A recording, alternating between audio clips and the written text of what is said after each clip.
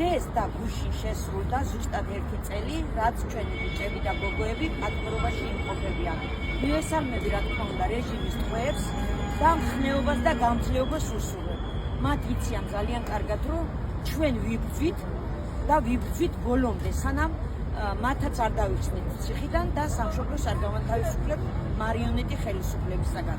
ხელისუფლება, რომელმაც მიტაცებული აქვს თავიანთი თანამდებობები, განსაკუთრებით პრემიერ-მინისტრზე გავამახვილებთ ყურადღებას, რადგანაც ის ებღაუჭება სკამს და მიტაცებული აქვს პრემიერ-მინისტრობა. ის არ არის ლეგიტიმური პრემიერ-მინისტრი დღეს საქართველოში.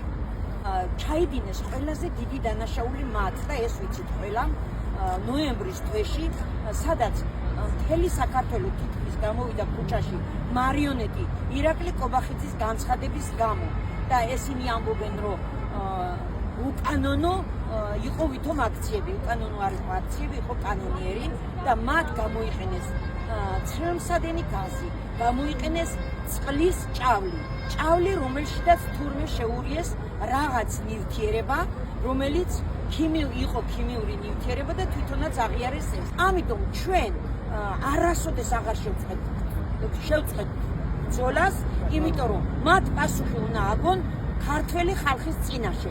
აუცილებლად ჩვენ არ ვეთანხმებით, რა თქმა უნდა, დღევანდელ პროკურატურას, იმიტომ რომ ძალიან კარგად ვიცით, როგორი განაჩენი გამოიტანა პროკურატურამ ჩვენი შვილების მიმართ, იმიტომ რომ მათ არაფერი არ დაუშავებია და დღეს ისინი უკანონოდ იღწევენ სასჯელს, არაფრის გულისთვის და თვითონ თურმე არ უნდა აგონ პასუხი. ამიტომ ჩვენ მოვითხოვთ საერთაშორისო გამოძიებას.